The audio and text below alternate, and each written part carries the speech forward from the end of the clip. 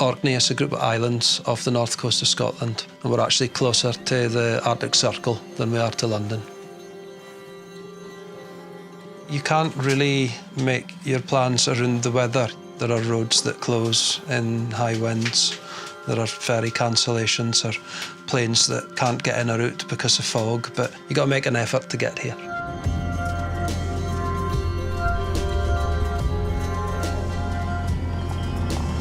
Orkney is an extraordinary place because it has so much innovation, which is completely unexpected.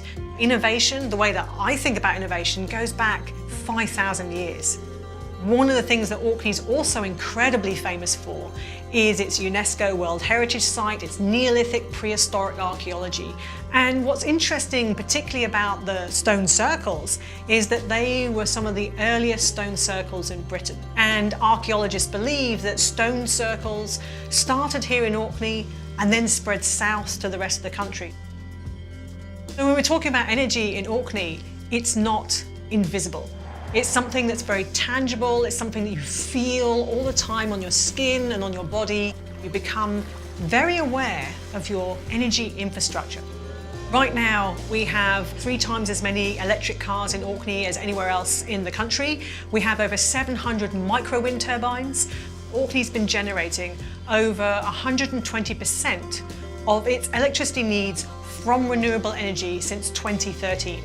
Orkney is generating more electricity than it needs, and it needs to send that electricity south. It means that someone putting the kettle on or plugging in their electric vehicle in the south of England are actually potentially drawing on renewable electricity that's made here in Orkney, often from local community wind turbines. And I think that's really, really exciting to remember that the work that communities are doing here in Orkney is actually having an effect all across the country.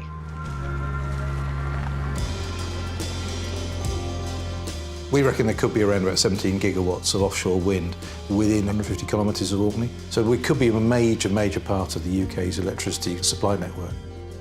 The other thing we're doing now here is we're trying to find a way to build the new technologies for wave and tidal, to literally push the boat out, to find a way to work out how we're going to harvest energy from the sea.